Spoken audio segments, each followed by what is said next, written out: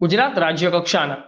78મા સ્વાતંત્રતા દિવસ એટલે કે 15મી ઓગસ્ટની ઉજવણી ખેડા જિલ્લાના નડિયાદમાં થઈ રહી છે। ત્યારે આજ રોજ નડિયાદમાં આન બાન અને શાન સાથે તિરંગા યાત્રાનું ભવ્ય આયોજન જિલ્લા કલેક્ટર અમિત પ્રકાશ યાદવના નેતૃત્વ હેઠળ કરવામાં આવ્યું હતું। જે યાત્રા એસઆરપી કેમ્પથી બસ સ્ટેન્ડ થઈને સરદાર પટેલના જન્મસ્થળથી પારસ સર્કલ સુધી પહોંચી હતી। ત્રિરંગા યાત્રામાં ખેડા જિલ્લાના સાંસદ દેવુસિંહ ચૌહાણ, જિલ્લા ભાજપ પ્રમુખ અજયભાઈ બ્રહ્મભટ્ટ, માતરના ધારાસભ્ય કલ્પેશભાઈ પરમાર, નગરપાલિકા પ્રમુખ Kinnariben Shah, Ahmedabad range IG Methaliya, SP Rajesh Gadhiya સહિત પોલીસના અલગ અલગ પ્લાટૂન અને નડિયાદ શહેરના નગરજનો જોડાયા હતા। આજે ખેડા જિલ્લા માટે ખૂબ મોટો આનંદનો પ્રસંગ છે। 78મો સ્વાતંત્ર્ય દિવસનો પર્વની ઉજવણી માન્ય મુખ્યમંત્રી શ્રી ભૂપેન્દ્રભાઈ પટેલ સાહેબના હસ્તે ઉજવવા જઈ રહ્યા છે। ત્યારે આજે એક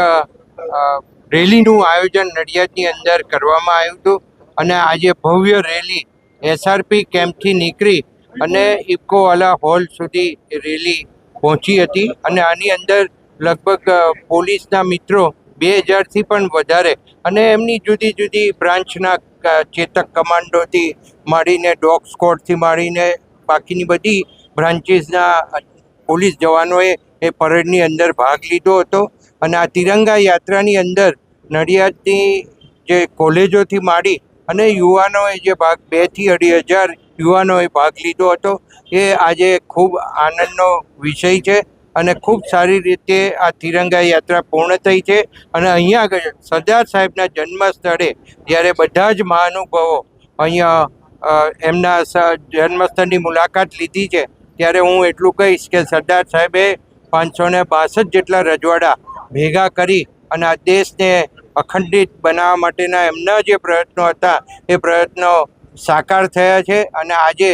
જ્યારે વડાપ્રધાન તરીકે મોદી સાહેબ હોય ત્યારે મને કહેતા આનંદ થાય કે આ દેશની જે પ્રગતિ છે એ ખૂબ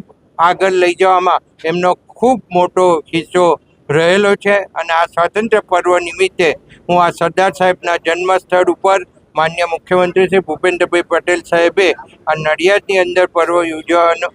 ઉજવવાનું નક્કી કર્યું તે બદલ એમનો ખૂબ ખૂબ આભાર માનું છું।